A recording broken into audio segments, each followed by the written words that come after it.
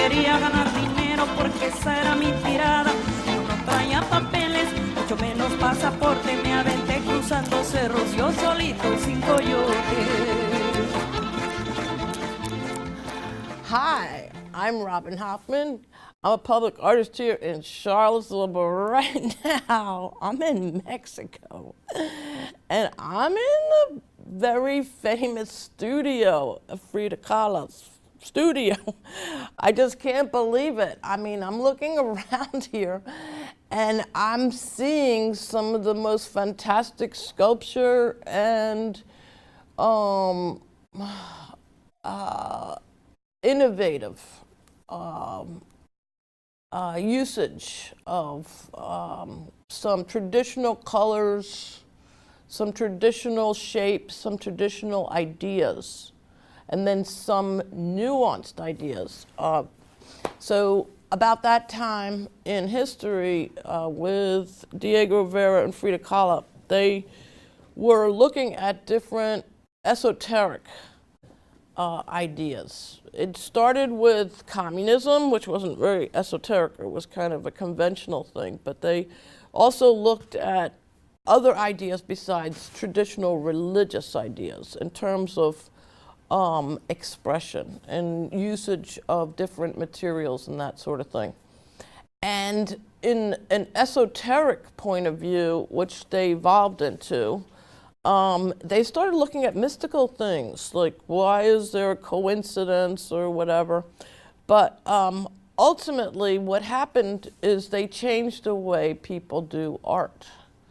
And just like in some of the Western history in the Roman times and Greek times and beyond that, there was always like a mark of where an artist would take off from and be able to project in a new light. And so how important it is for us to look at different cultures and so many things that we do in life. We don't really understand or respect it until maybe an artist uses it. For instance, Kahande Wiley. He came up with this idea of using the classical images and making portraiture of what he believes so the African American should look like in terms of classical, to respect them and honor them the way people think of being honored, etc. And so when artists did portraiture, or when artists depicted images from the past and they brought it to the present, a lot of times people think about that. Like, what is their purpose? Why are they putting something as a mural, which is, or a painting even, something that should be for ages and ages? They may think that way because of their heritage, you know, so. And I mean, there are things that I am so interested in. For instance, in India, there's some patterns and things like that that you don't really expect to see because of, maybe you went to school and you made a pumpkin and they told you how to make it and they didn't say, add some of these aesthetics that in history has been used over and over again as a stylization for making images. And then certainly the Latin American artists have been using colors, and certainly Frida Kahlo was one of the innovators of using what was then sort of the historical sculptures from Veracruz and this and that. She then built on that and made certain types of imagery for her paintings and things like that. Anyway, I'm so excited to be here because this is where the foundation for a lot of modern artists in Mexico, and also Indian art as well. And we don't realize it until we try to reference something. try to come up with something, a stylization, and then all of a sudden, oh, where did that come from? And some of the things that they do in is also embroidery and that sort of thing. And again, it's just amazing, all the different interesting things and intellectual things that happen because of people's orientation from history. They don't even realize it. Oh my goodness, what a surprise. Margarita, may I say hello?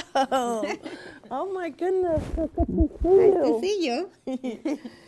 And here we are. Here we are. In Frida Kahlo's studio. Do you believe it? Yes, this is amazing. Thank you Yes. for doing that. So yeah, I'm so glad to see you because I have a project to do. Okay. As usual, I'm Yes. sitting here and I didn't know if I was going to be able to do it, but now that you're here, I probably will. You know, I've known you for about 11 years. I remember we first met at a PhD program at UVA. Yes. And can you tell me a little bit about your being here in Charlottesville a little bit? Yes. So I grew up in Mexico, moved to California for an internship, then got hired there. Then I got married. We moved to Virginia because my husband, Nathan, works at the university, so we had to leave beautiful California, but no What part of complaints. California? We were in Southern California, in Los Angeles, Pasadena. Whoa, Beautiful. beautiful. It was fun times and good times, but we are happy to be here. Yes. Yeah. And so what was your education? Why did you, in the Tom's education? So we are both engineers. Nathan is a professor in the electrical engineering department. I did chemical engineering and then environmental engineering, and that's why I was working on a master's degree when I moved to California. Oh my to finish goodness. that. So, yes.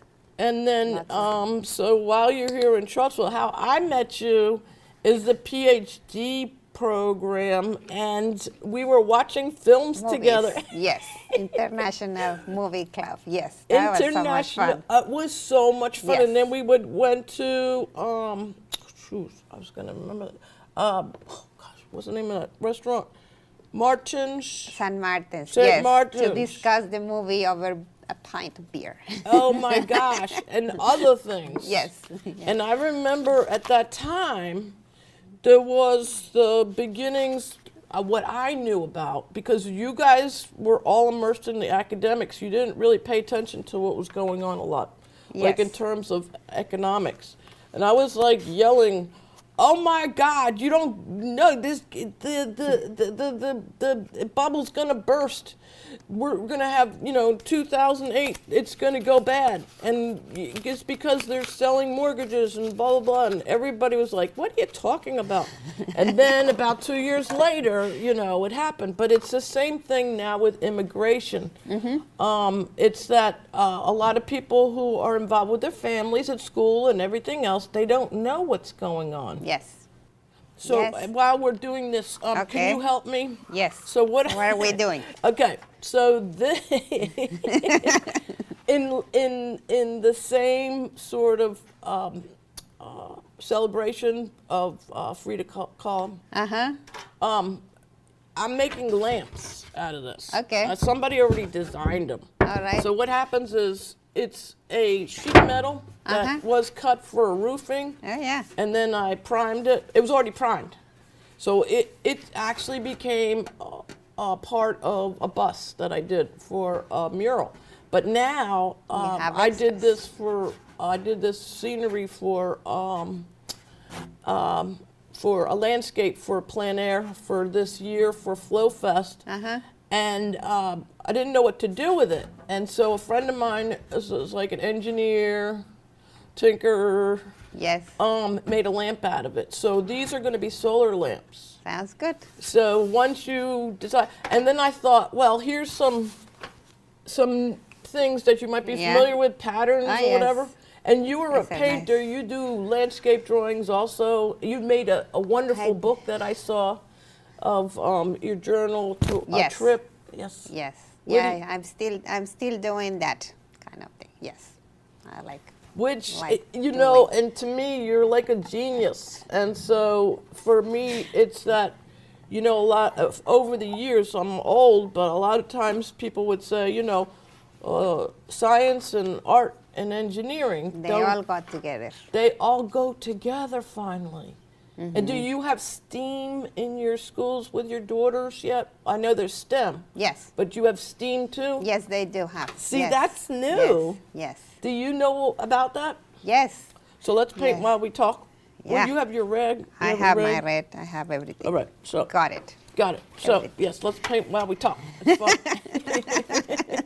And you don't feel free. It's not like, you know, we could. Alright. Yes, okay. I'm That's sorry. good, yeah. So yeah, what's the? So the schools have changed a lot in the last few years. Like even since my older daughter, she's now in 6th grade. When she started, there was no STEM, nothing. Like so, things have been changing for the good, I believe. There have been other changes, like the changes for the what it used to be called the Quest program, which is the gifted education program, and now every kid can benefit from the instruction from the gifted teachers. They are also, there are more collaborations, so sometimes they have a science project, but the Spanish teacher gets involved, so they collaborate, or the art teacher, or so it's really fun to see all of these collaborations at school. The music teacher doing science with the kids. I don't know. It seems pretty fun. It's a fun time to be a kid in the school. So but what I also noticed in the schools of Charlottesville, especially, there's a lot of migration and immigration Yes. of people from Yes. different cultures and all that. Yes. Which is so important to, first of all, ideas. Yes. Like, for instance, Natan is, what is he, right now, he had me doing something for a PowerPoint. It had to Yes, do with for some- explaining the virus and, Yes. and cancer and Yes. all this stuff. And so, but he wasn't born here, right? No, he was born in India. So How did he come here? He went to do a master's and a PhD. He was in Washington State, in Vancouver, and then in California. So And he's been so- all over. Yes, and so how did he get to be a citizen? We applied both for green cards. At some point, we both had work visas, and then we applied for green cards, and then we got the green cards, and then you had to wait 5 years. So the green card application can be a few years, and that's what we had to do. We had to wait a few years, and then 5 years after you get your green card, you had to start thinking about what you're going to do, and then you can apply for citizenship at some point. In between. So let's say you guys were American. Yes. Now you went to, for instance, Natan is from Utah. How do you say it? Tamil Nadu, What was this city? Wasn't it Utah something? Chennai. Chennai. Yes. Sorry. It was a while since I worked on your portrait. Yes. But anyway, so suppose it was vice versa. Do Yes. they have a process or a system so that people can come to become India? a citizen? Do you know what that would be? No, I don't think it's to become a citizen. It's more like you have a permit to work there. There are just like in the 2000s, there were a lot of people moving jobs to India for programming. Yeah. There are now people from the West going Yes. to India to work. Yes. So they have to have a permit to work in there. So that's But if they want to live there, for instance, I know some expatriates. yes, yeah, they can work Do there. they have as much of a process, or do they have a process? Yes, I think all countries have. I mean, to be fair, the process in America is hard, but there are some countries that don't allow you ever to become part of the system. So that's something that we welcome, because we want to be here. This is where we have made our life. This is where our family lives. So that's something. But it has become harder and harder, and our process was not hard compared to people with extenuated circumstances. For example, I had an advanced degree, Nathan had an advanced degree, so you already jump a few hoops with that. Okay. And you speak the language, that's another one. You have money, you have a job.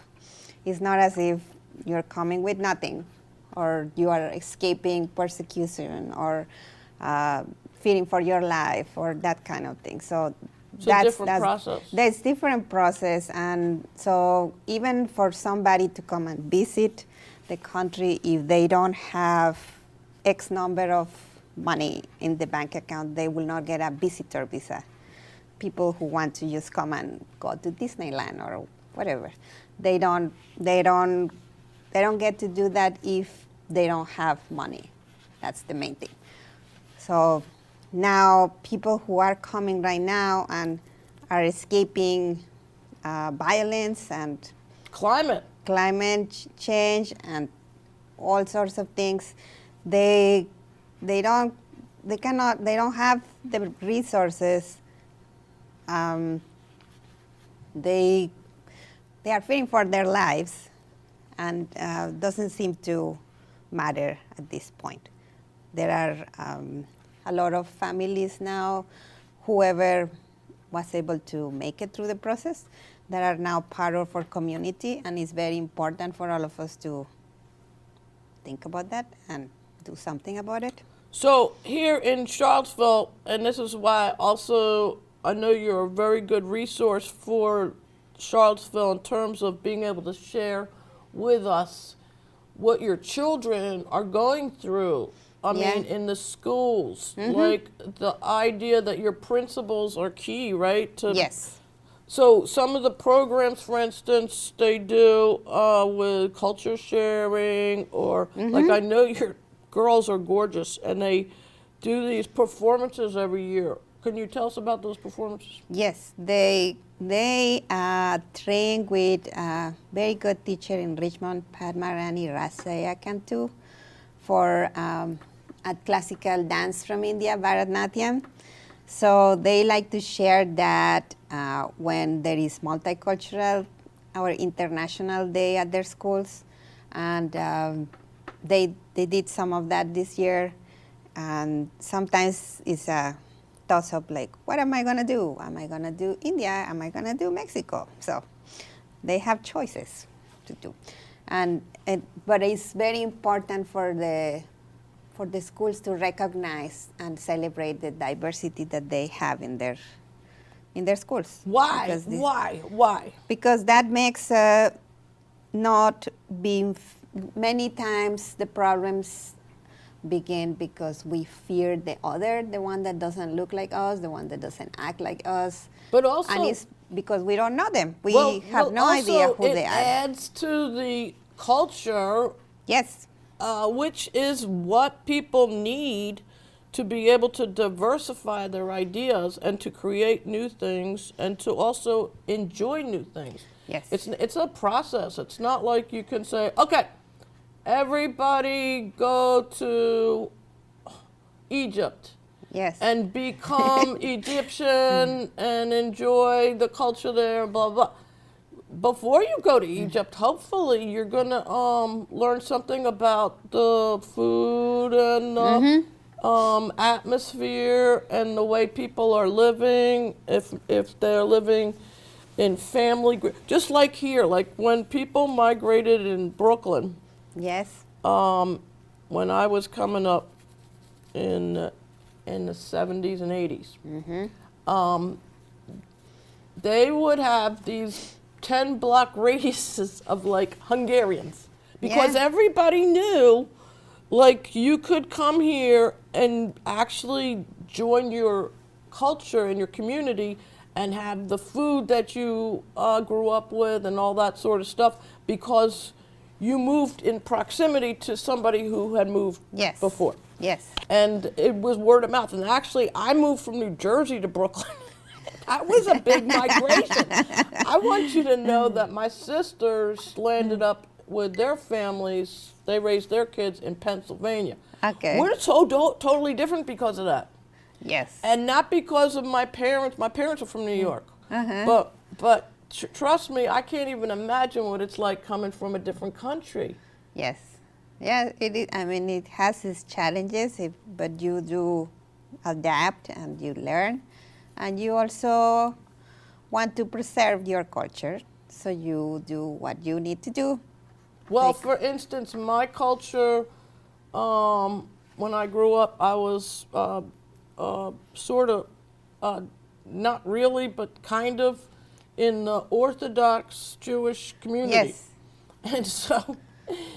And so, you know, the things that are familiar to me now, if I smell something, you know, like fresh baked bread, or if I see somebody who brings out certain menorahs or things like that, and festive things, and that makes me feel like, you know, warm inside. That makes me feel comfortable where I am. Like if I was in a totally different atmosphere, if I was in China during Hanukkah, I would be looking for, you know, some bread, something where. And most people do that. They try to recreate some of what they had in their countries, and then it's also nice to share it with other people. Oh yeah, so they trust me. They learn about what you're talking about. So Mexican tradition, for instance, like there's the foods, the real traditional sauces and moles and this and that. Yeah. That is something that, you know, of course you can go to Mexico or you can go to Queens, New York, right? but seriously, I'm so grateful. And it's because I was in New York that I actually had an introduction to so many different cultural foods. Yeah. Like authentic. Yes. Not commercialized or Americanized, so that everybody kind of, like when you go to certain restaurants, they say this is Mexican food. It's only because they actually have to cookie cut it. Yeah. You know, and they don't have time to really make the real sauces and all that sort of stuff. Or if you go to an authentic, you know, by word of mouth restaurant or authentic food, or you actually become friends with people who authentically, that's the best thing.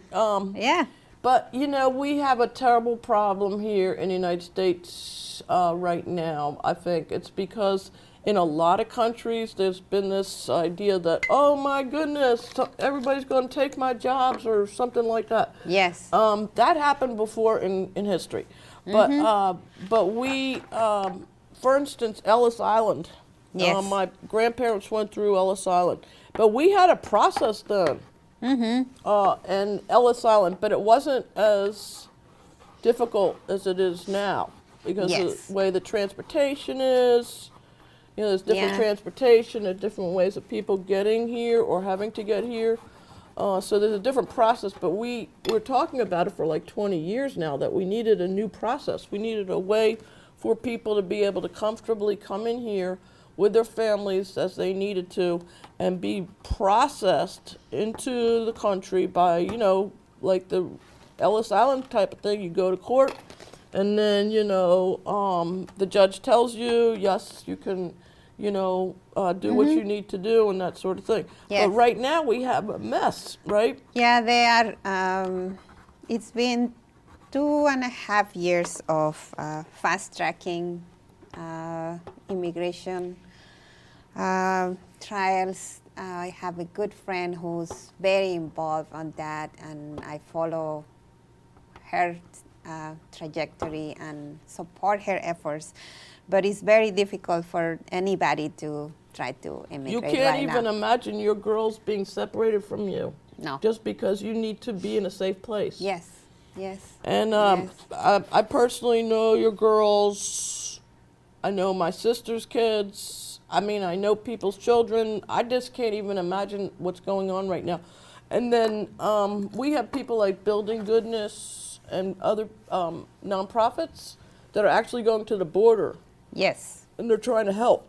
Yes. Like they had pregnancies and stuff like that, and they had nowhere for people to give birth. They don't. No. And It's I can't even imagine, like, my backyard is next to the Ravenna River. And one year, it was 2 years ago, it was May 31st. uh-huh. I walked out to go to work, and my neighbor, who's Puerto Rican, who always sees things, storms or whatever, was like staring at my backyard. Uh-huh. And I'm like, Vinny, what's wrong? And he's like, nothing. He didn't say anything. And then I finally turned around and looked. There was water almost all the way up my backyard Oh. from the river. Anyway, what I want to say is if he was impressed from Yes. all the storms that happened in Puerto Rico, Yes. then I should be alarmed. And then I started thinking about that. I would have to move to a different place. Yes. I would be a migrant. Yes. They wouldn't call me an immigrant, right? Like if I had to go to a higher ground to live in a different state. But that's what's happening. And countries are not that big. Like in Europe, Philadelphia is the size of a country. Yes. So people Yes. don't get that. Like, you Yes. know, the United States is very vast. There's a lot of resources still. Hopefully we protect those resources. That's why climate and migration. Oh my goodness. So we have to stop. All right. All right. So, but what I want to say, this always happens. We get into a great conversation. Yes. I got this poster. Somebody just gave me this poster, and I thought we could just Oh, yeah. stand up and. Yes. I mean, they just Yes. gave it to me, and it was so appropriate because I knew I was going to be talking about immigration. I was talking to a wonderful citizen of Charlottesville, Yes. and then here we are. And I was wondering if you had a song, some kind of a song to sing in Spanish. In Spanish. Yes, like how about a celebratory song? Celebratory So, song. yes.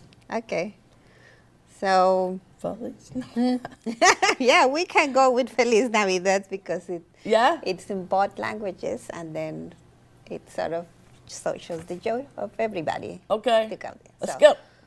Feliz Navidad. Feliz Navidad. Feliz Navidad. Próspero año y felicidad. I wanna wish you a Merry Christmas. I wanna wish you a Merry Christmas. I wanna wish you a Merry Christmas from the bottom of my heart. And Frida Kahlo Studio. Llegué a Santana con las patas bien peladas, los guaraches que llevaba se acabaron de volada. El sombrero y la camisa los perdí en la correteada, que me dieron unos güeros que ya mero me alcanzaban.